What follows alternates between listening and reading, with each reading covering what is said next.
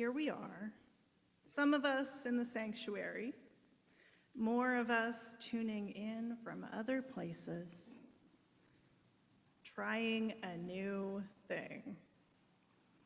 As much as this looks kind of like when we used to have services in the sanctuary, and as much as it looks like Zoom services we have done before, this really is a new thing.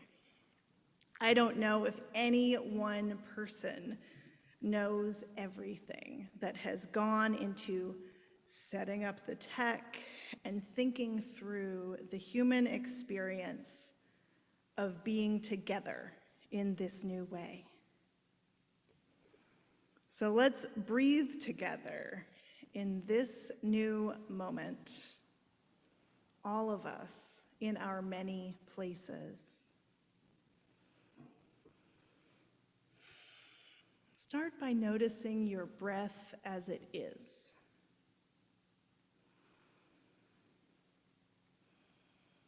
Breathing in and out. Maybe there are pauses between your in-breath and your out-breath. Through this whole practice, remember that this is your breath and your body, so let it work for you.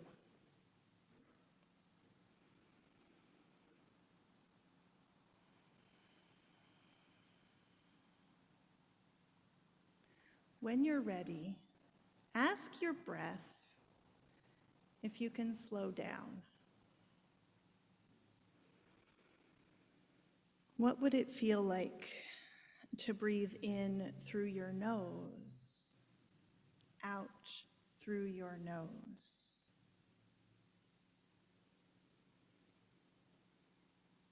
A slower in-breath, a longer pause, a slower out-breath, a longer pause.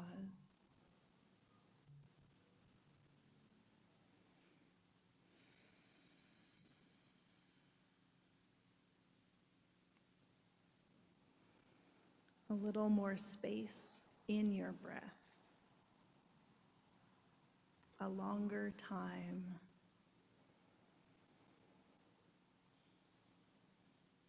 Through your nose.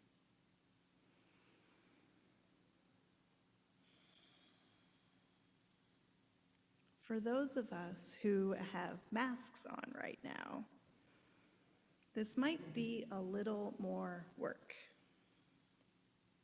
Not just moving the air. There's an impulse when we're wearing masks to breathe a little faster, a little more shallowly, and probably through our mouths. It can feel a little bit panicky. But we don't have to breathe that way. Not really. We can invite the breath to be slower. We can check whether this is a good time to breathe through our noses instead. We can find that feeling of space in the breath.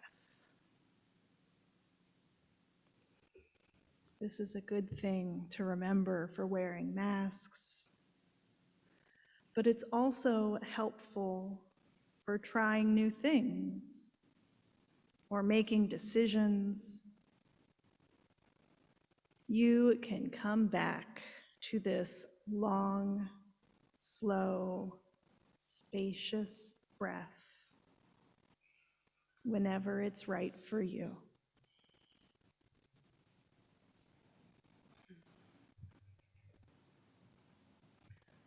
Another reading from Song of the Open Road by Walt Whitman.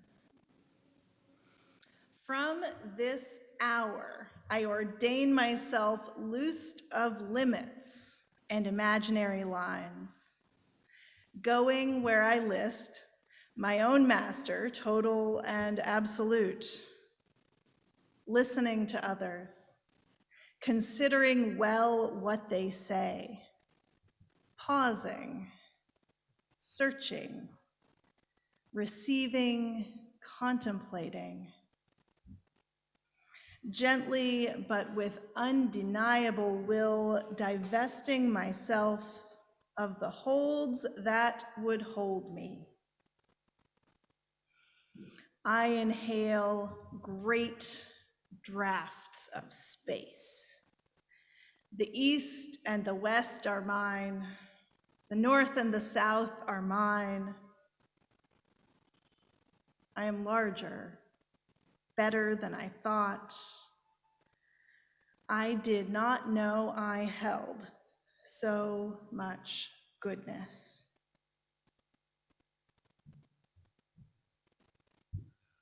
How often do we get stuck in the idea that there is only one way to do things? Sometimes it's because it's something that worked for us in the past, or someone taught us to do it that way.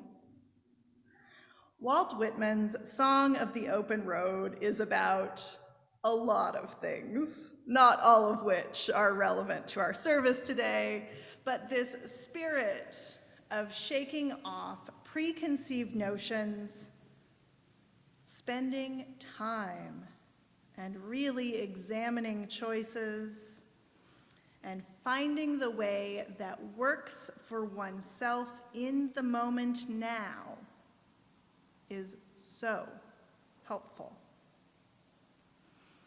It was a joy to rediscover it this week while preparing for this service. We're talking again about the characteristics of white supremacy culture, as originally taught by Tema Okun and Kenneth Jones and explained in deeper detail at whitesupremacyculture.info. The ways that white supremacy perpetuates itself in our cultural systems. This is not just the white supremacy of hate groups, overt racists, or other people somewhere else. These are the lessons of white supremacy that we all learned as we were formed in this culture. And there's a lot more freedom for all of us if we can stop operating or operate less within its norms. It's easy to take this list of characteristics and say, wow, I'm bad, I'm wrong. It's easy to turn this list against another person and say, these are the ways that you're wrong. But that is really not what it's for. It's to start noticing these tendencies in ourselves and the systems we belong to begin to shift those patterns, to get free. Not to chastise or shame, even though hearing these things spoken aloud and finding them in ourselves or an institution we love may bring up some discomfort. Keep breathing. Today's white supremacy culture characteristics are those in the one right way constellation, including perfectionism, paternalism, objectivity, and qualified. Tema Okun describes this set of characteristics as cultural belief there is one right way to do things. And once people are introduced to the right way, they will see the light and adopt it. This belief is connected to the belief that the right way is the perfect way, and therefore perfection is both attainable and desirable. So I won't propose the one right way to be an anti-racist either. I won't propose the one right way to be an anti-racist. I was taught perfectionism from an early age. Perfect attendance awards, 10 out of 10 on a spelling test, gold stars, report cards, honor roll. This is how we were measured against each other in first grade. Which is not to say that I was perfect or my classmates were, but perfectionism was standard. Perfectionism leads us to power through, ignore our needs and the needs of our community. It teaches us to gravitate to what went wrong, but not notice what's going right. It assumes we all give 100% of the time. In case you need to hear it, you are not a machine, okay? We all need space to breathe. When I say we're all growing, all learning, all loved, I think a lot of that growing and learning comes from trial and error. This is the scientific method, that holy what if, and we need space and breath to make mistakes on the road of learning. When we don't have that space and breath when we're running on fumes with no margins for error. After 19 months of pandemic, a lot of us are running with depleted reserves. We all desire space to breathe. We do, but that's not what I wrote. We all deserve space to breathe. See, we make mistakes, we keep going. We all deserve space to breathe, to learn from the bumps along the way, and to integrate the learning. We need rest and kindness and do-overs. Tema Okun reminds us not to conflate perfectionism and excellence. Perfectionism teaches us that there is a perfect way, and that perfect way is objectively perfect. We don't get to define perfection for ourselves in perfectionism. Perfectionism is a weapon. Excellence is a process. It grows, it integrates mistakes, it comes from an internal or community-derived understanding of what is good. Excellence tries hard things, makes mistakes, reflects, rests, tries again. We are not our worst mistakes. We are not our most dazzling achievements either. Perfectionism would teach us to objectify ourselves. Making a mistake is confused with being a mistake, doing wrong with being wrong. You are not a mistake. You are not wrong or bad. You are not the things your inner critic says about you.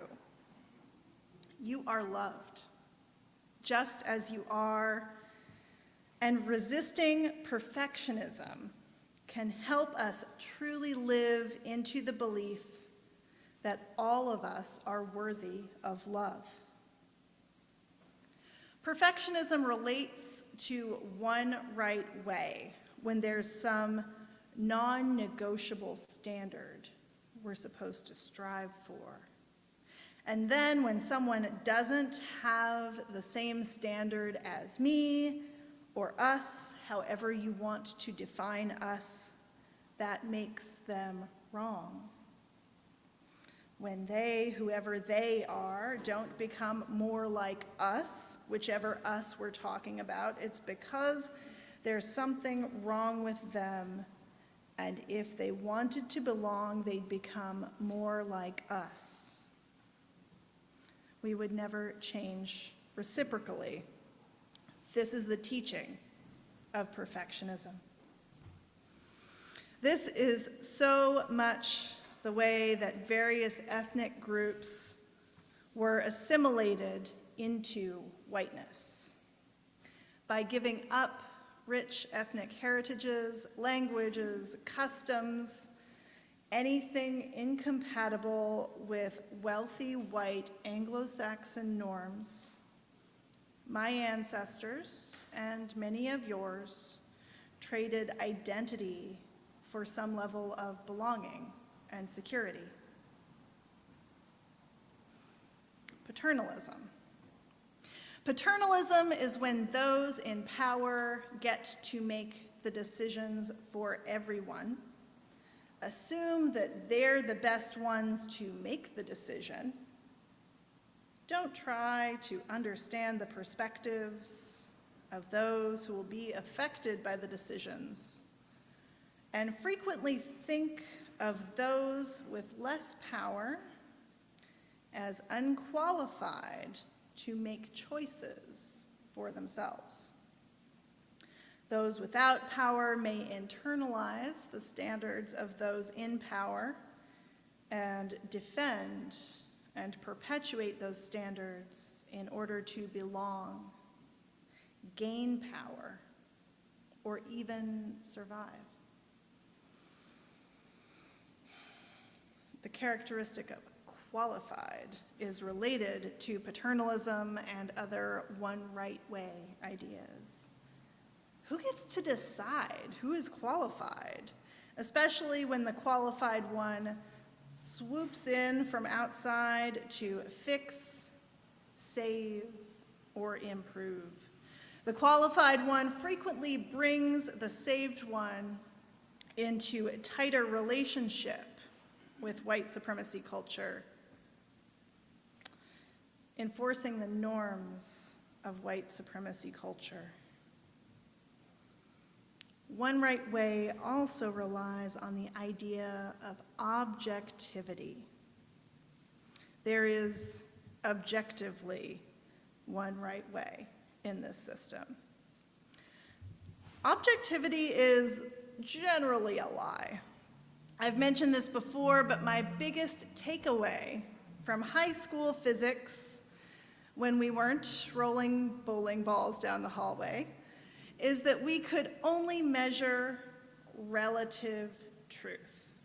Our stopwatches and graphs only described local phenomena, not all space and matter. Objectivity manifests itself as a distrust or denial of emotion, an elevation of reason and logic. We all get to figure out our own relationship to emotions and the place of reason and logic in our decision making. But objectivity would try to pass off unexamined emotions as logic, and that's dangerous. Then those in power hold their own emotions as objective facts. Have you ever seen that? While those without power must remain rational, or at least express no emotion different from those accepted by the powerful as objectively true. Objectivity is a vessel for gatekeeping and preserving the status quo. It's a lot, right? Take a breath. We have been living with this stuff for decades, our whole lives, our ancestors' lives, most of us. So 10 minutes of talking isn't going to magically fix this part of white supremacy culture. Still, we are worthy of something so much better than this. It's a system that tells us we can never be good enough, we can never do enough. So we have to push back and say, we are enough. Here are some things that help. Appreciation. Appreciating everyone's contribution. Maybe you attended the service the Committee on Shared Ministries led in March on appreciative inquiry. Maybe you are on a committee or in a group that has built appreciation into the way you work and relate together. Appreciating each other helps to decrease the power of criticism, including self-criticism. I knew I should have gotten that glass of water. Staying focused on learning rather than keeping score. What if we understand that everyone makes mistakes and has the chance to learn from them? Support one another in learning and trying new things. And remember that so-called wrong turns sometimes lead us to positive destinations we would not have found without a little unpredictability. Thank you. Amazing. Thank you, Leah.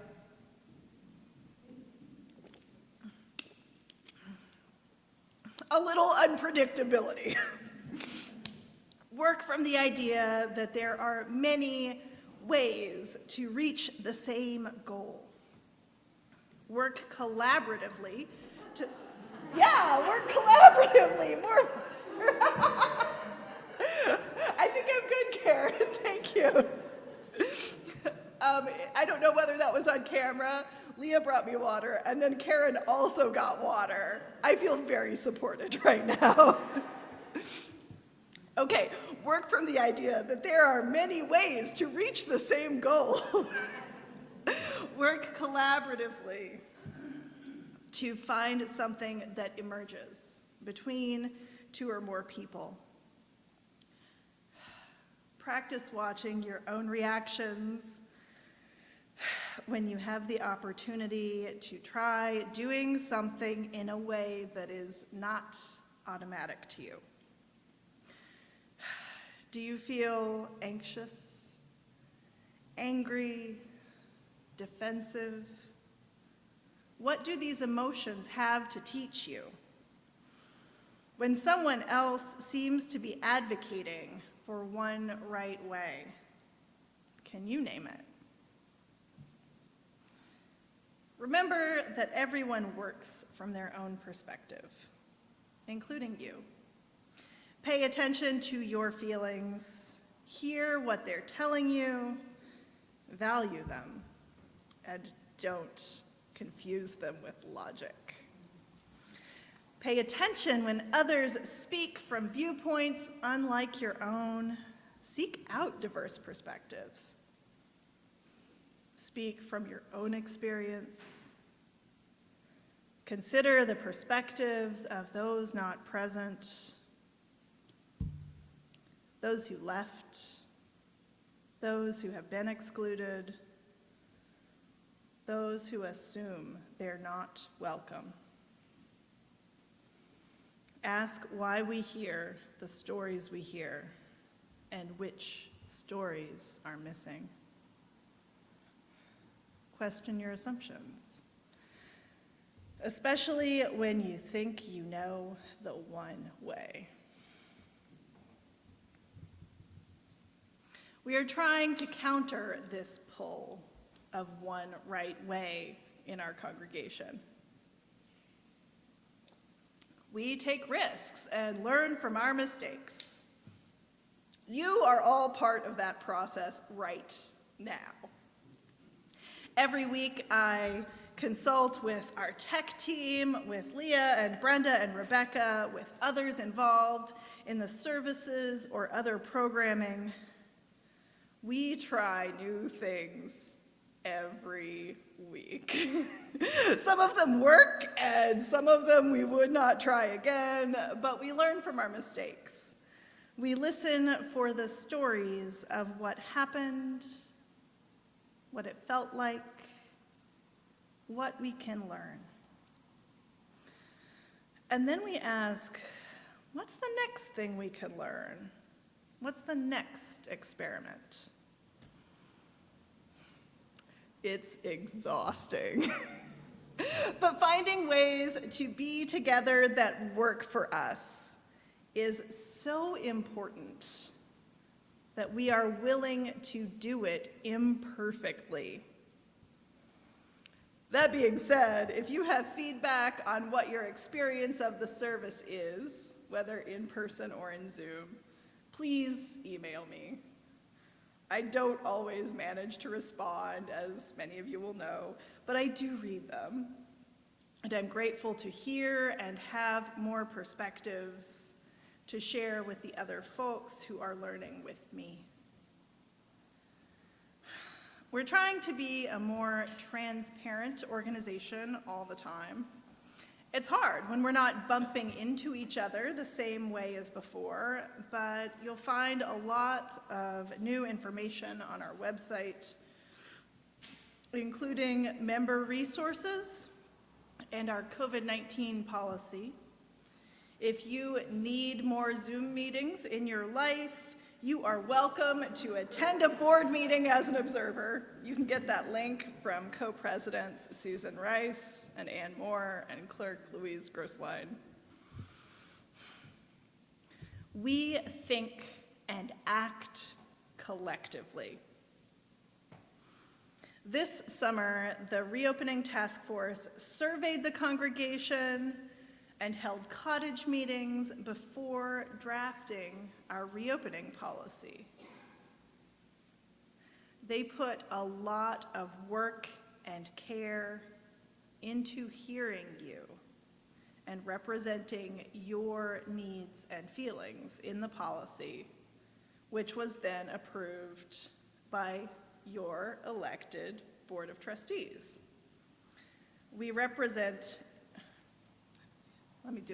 respect individual autonomy, but we remember that we are interconnected and try to act that way. We are accountable to people and to principles. We have long held 7 and now 8 principles as an articulation of our Unitarian Universalist faith. The 8th principle is the one that directly invites us into accountable relationship. We're still exploring how we want to make this accountability part of our regular work. You're very welcome to talk to the 8th principle ambassadors, Naomi, Betsy, Ellen, and Mary Beth, if you are inspired by this invitation to accountability. There are many roads, many ways of being worthy, many ways of undoing this white supremacy culture, starting with ourselves and our closest communities, including this congregation. And whether we travel a foot or a mile or a whole continent, it's worth it. The way leads to freer individuals and liberated, independent communities. Another wrong word. Liberated, interdependent communities. That's what I was trying to say. And my eyes today. Please join me in prayer. Spirit of life, the breath in us and between us, we are a people still and always becoming. What shall we be? Help us stay connected to the way we find in our principles, and help us stay connected to one another. We pray in many names and in the deepest silences. Blessed be. Amen.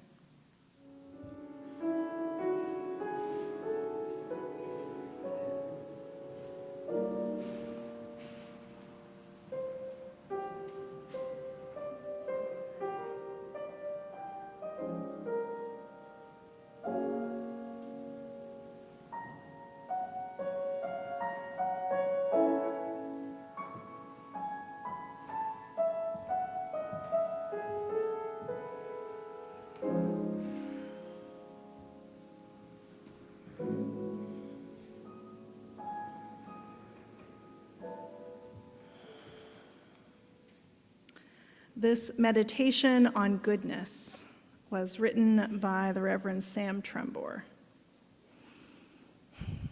Goodness is a means, not an end. Look within. Who can stop the hunger for more than we deserve? Who can prevent a jealous thought from urging us to protect our hearts? Who can ward off all the uncertainties that disturb the mind before we decide to act? Were perfection required to be good, all human existence would be a living hell. Believe otherwise. Embodying love is the endless means to be good. In each moment, love stands at our side, ready to be chosen. Choose wisely.